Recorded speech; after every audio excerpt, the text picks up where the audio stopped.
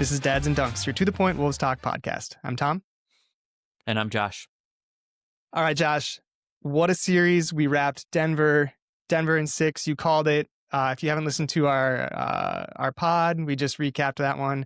Go listen to that. But this is our Spurs preview pod. So next up's the Spurs. We're going to take it to the Spurs. Go Wolves. Josh, you can kick us off. Let's go. Thanks, Tom. So thinking about the Spurs, I'm really excited for this series. I think people might call this the ethical basketball series. We'll see what they say. A little recap on the Spurs, their season. They were second in the West, 62-20. And everybody says this OKC team is unbeatable. They're so great. The Spurs only had 2 fewer wins than the Thunder did in the regular season. If you look at the regular season matchups, we played each other twice. The Wolves won 2 of those. The first one, there was no Wemby. We beat them 125-112 on November 30th. Ant had 32. It was a good game. Again, they didn't have Wemby, though. We also beat them on Sunday, January 11th, 104-103. Some clutch time baskets. It was a really good back and forth game. I recommend people check that out. And then we lost to them on Saturday, January 17th in an awesome game where we were kind of getting killed at halftime. There was no Rudy, so Baron J played a lot of minutes. Ant had 55 points, a career high. Wemby had a crazy game. We lost 123-126, but it was a really enjoyable basketball game. So yeah, we were 2-1 against them. Again, one of the wins, they didn't have Wemby. The loss was an amazing loss. So I think we're going to be set up for some really fun basketball. If you look at their advanced stats, the Spurs were very consistent. They were 3rd in offensive rating, 3rd in defensive rating, and they were 3rd overall in net rating. Overall, they're just behind OKC and Detroit. So that's where we're playing. First game is Monday night. Sounds like it's going to be pretty much every other day, we'll be playing them. Anything you want to throw in there to start off with, Tom? What are your thoughts? How are you feeling? Any matchups you want to discuss? If we were the LA Lakers, the NBA would be giving us more days off between games for Ant to come back to rest like they do with LeBron and Luka. So get it together, NBA. Victor Wembanyama, obviously, we just have to start there for folks listening. Obviously, he's the key to all of this. The man is an alien. You say that in jest, and then my wife Ellie is like, "No, I think he is legitimately an alien." And I'm like, I mean, it's very possible. There's some alien DNA in there somewhere. Aliens have visited us, and there's some alien DNA in that man. What he can do at his size, his height, the Neverminds, the distance between him and other players with the Neverminds. Like he's under the hoop in there at the free throw line, and they're like, nope, never mind. I'm not going to shoot this. That's worrisome. We talked about the difference between Denver and the Spurs a little bit. Man, Denver's offense was so high-powered, we shut them down defensively. Hopefully, we can have another really good defensive series against the Spurs. The difference here is that the Spurs defense with Wemby is really, really good, and that's a little bit concerning for the Timberwolves, especially without Anthony Edwards and without Dante DiVincenzo coming in and nailing the threes and doing the cellies. That's tough. Ayo's a good 3-point shooter by the numbers. He's not DDV, but we're going to need him to hit threes, and we're going to need Nas to hit threes. We're not going to be able to get to the rim. We talked about this in our pods, get downhill against Denver.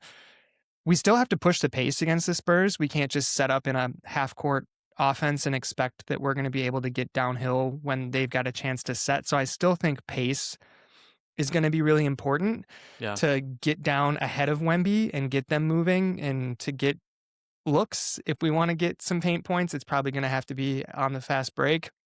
Get somebody just like right in front of Wemby running a little slow, like just run a little just try to keep him from getting downhill on defense on the fast break. Have somebody dedicated to tripping up Wemby on his way down the court so that he doesn't jump from the free throw line and get a block on TJ. Seriously.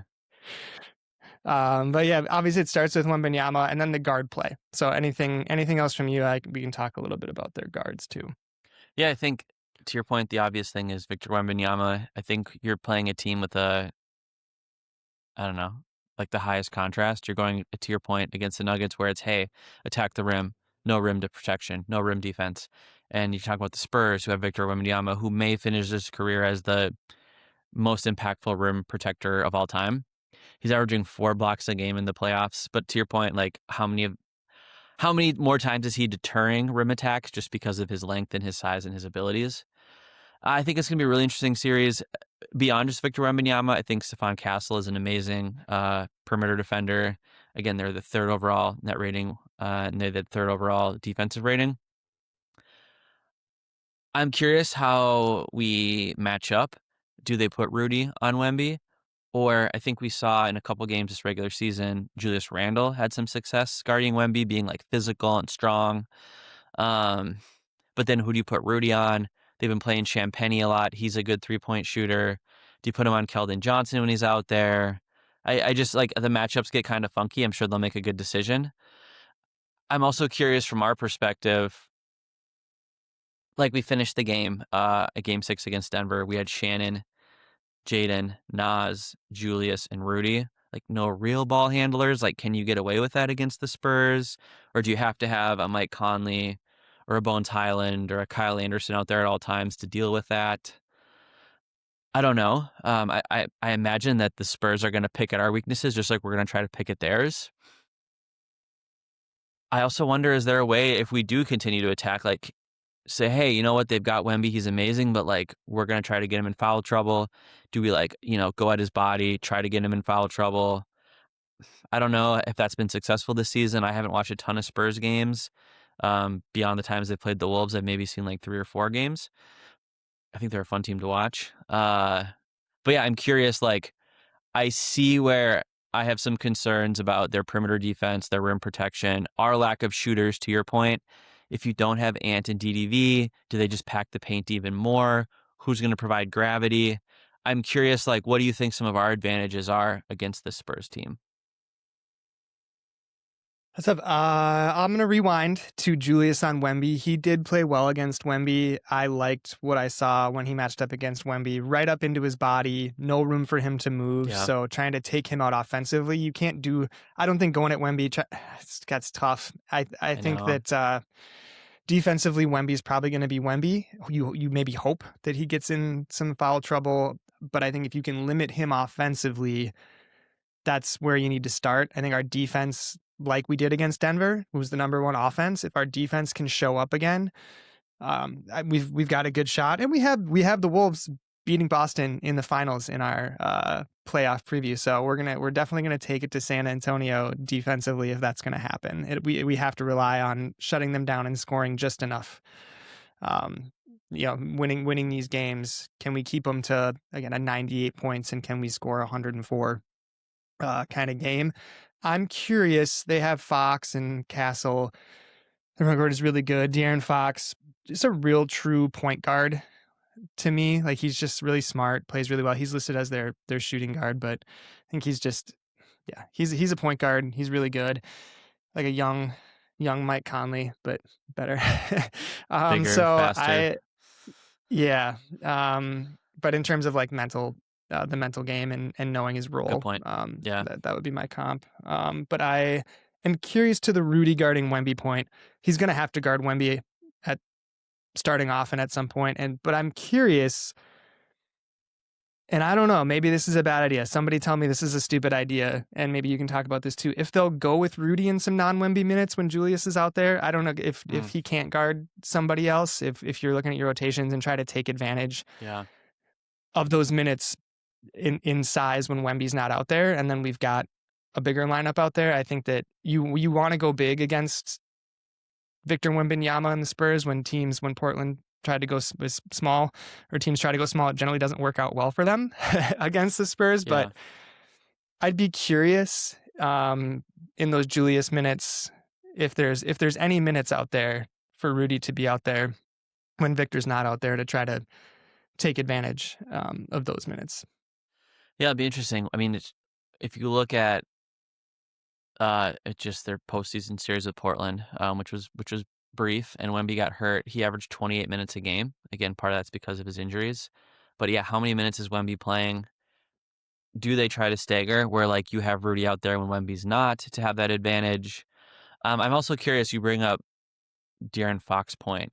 I feel like De'Aaron Fox is somebody who Jaden has kind of struggled to guard in the past, just because he's so quick. De'Aaron Fox is so quick. I think that's given Jaden some fits because I mean Jaden's 6'10". Like it's just hard to be really quick when you're 6'10". But I don't know. Like, would you put Io on him? I don't know if you want to put Bones on him. Like, I don't know how we guard him because we just don't have the perimeter defenders that we normally do. So I'm curious if you're like, nope, instead we're gonna put him on Castle or Vassell or how we do that, or does Jaden get some minutes on Wemby? I don't know.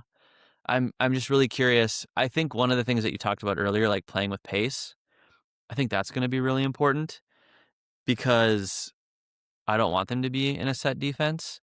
And if we still want to attack the rim, I think the way you try to attack the rim is you do it in transition before Wemby's back. So it'll be interesting. What we try to do, what we pick at, what works, what doesn't. I also think, just the biggest thing is like when or if Ant can come back for this series. And if he comes back, like how effective is he? How injured is he still? I find it hard to believe that we could beat a 62-win Spurs team without our starting backcourt. Um, I don't know. What do you think?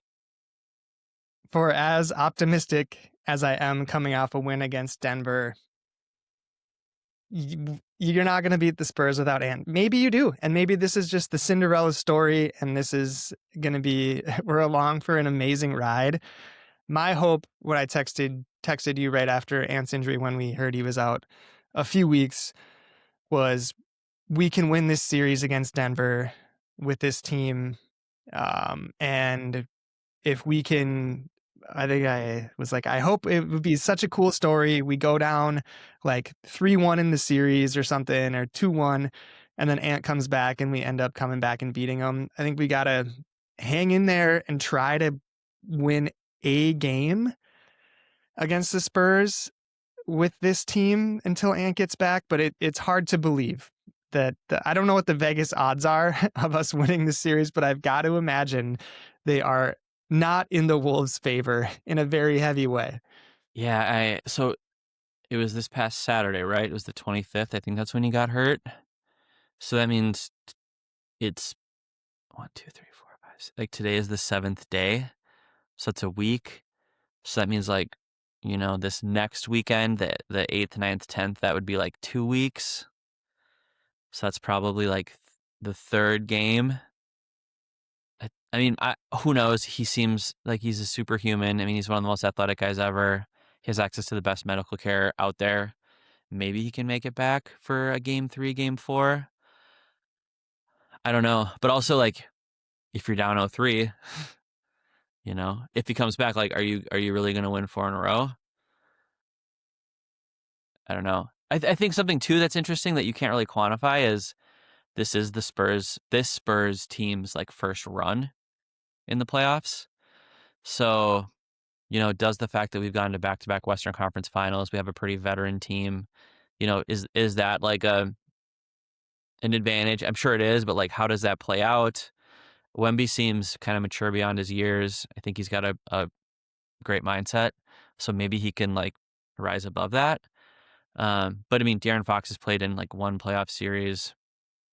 Dylan Harper's a rookie. This is Castle's first time. This is Wemby's first time. Harrison Barnes has had some success. This is Champagne's first time. Luke Cornett has had some success. Vassell, I think this is his first playoff series. So, like, I don't know. Does that have an impact? Man, we just need Anthony Edwards. And I'm still so sad about Dante. Oh, I didn't mention this in our last one, though. The Wolves coming in with the Dante Oh, yeah, DiVincenzo that was zeros and the nice. jerseys. And then he was wheeling around on his scooter. And when I told Remy that, he laughed because I did like the scooter movie. He's like, scooter, huh? I was like, no, it's not funny. He's hurt. And everybody just chuckled about it. And I was like, oh, man, I wish I didn't have a scooter when I ruptured my Achilles. I wish I'd have had one. It would have made life a lot easier. Back to this. That was a tangent. The Wolves are plus 800. I'm not a gambling man, but I think that means that you would win like $800 if you placed a $100 bet on the Wolves. It's a over under of 5.5 games, so they think they're taking care of business in 5 or 6 against the Wolves, and that makes sense. They should be heavy favorites without Anthony Edwards, without Dante DiVincenzo. They'd be favorites either way. Man, Ant's superhuman. Yeah. He tends to heal, but when he comes back, the plus side is his right knee got time to rest. His one that was hurt before. So maybe that one will be full and his left will be acceptable. Full. 80%. Yeah. Yeah, I don't know. Yeah. I agree with you. Like, I do think, okay, assuming that Ant and Dante are healthy, I know they're not. But if we beat the Nuggets, then you're like, okay, we're going up against the Spurs. We have our entire roster. Again, we went into the first round like, is Ant healthy? Is Jaden healthy? Jaden's healthy, or healthy enough to be impactful. But if you don't have Ant and Dante, and I mean, also, is Io's injury like a big thing? Is he going to play? Is he going to be out?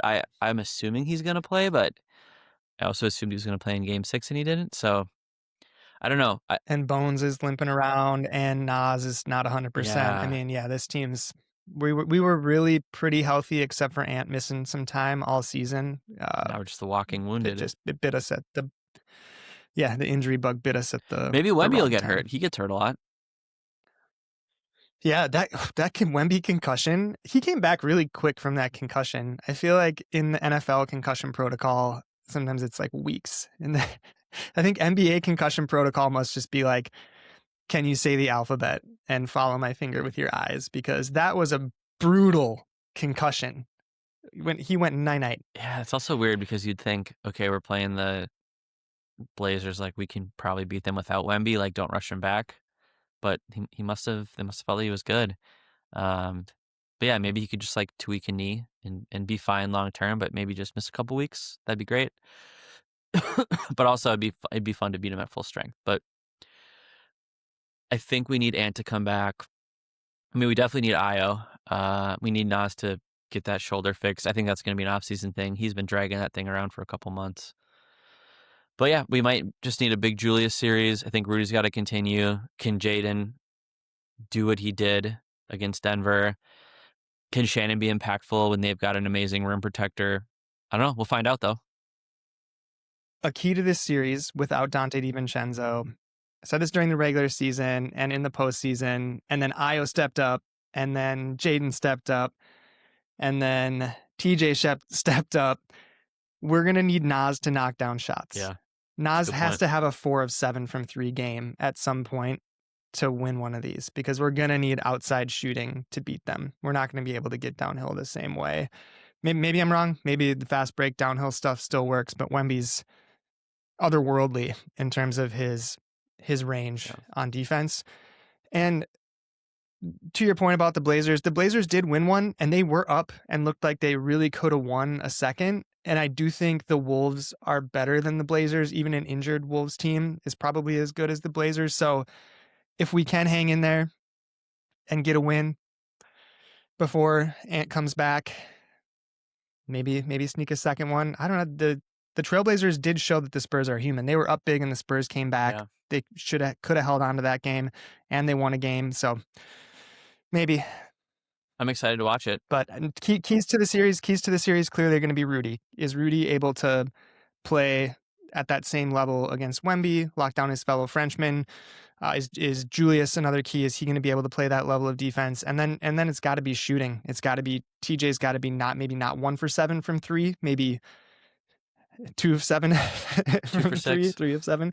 And Nas has got to shoot and Jaden's got to knock. Jaden hasn't had a good 3-point shooting series. Mm-hmm. And he's a pretty decent 3-point shooter on the season. So hopefully that law of averages, hopefully that bounces back for him. We're going to need to knock down big 3-point shots in DDV and Ant's absence. It's got to be Bones has got to come in and do that 3 of 5 from 3 thing that he can do. So it's going to, if we have a 3-point shooting stat line like we had against Denver in game 6 against the Spurs, we're going to be in trouble. Yeah, I'm excited to watch it. I'm excited to see what happens. Should be a fun series. Hopefully we have less flopping and we have a great time. First game is Monday, May 4th. I'm not sure what time it starts at, but We'll be watching it. I'm going to be in Texas all week for work. I'll be in Houston and Austin. So I don't know. Maybe there's a way to get to San Antonio. We'll see. Yeah, the time is TBD on the NBA app, so we do not know yet. But yeah, I'm super excited for some ethical basketball. There will be less flopping. There will be less drama. David The Wolves Adelman. play ethical basketball. The Spurs play ethical basketball. It's going to be fun basketball to watch, even for fans who are not Wolves or Spurs fans. Tune in. You won't see the flopping. You'll see some good ball. All right, that's it. You ready to wrap this thing, sir. Josh? All right, this is Dads and Dunks. Follow, rate, like, subscribe, and tell a friend. Go Wolves. Go Wolves.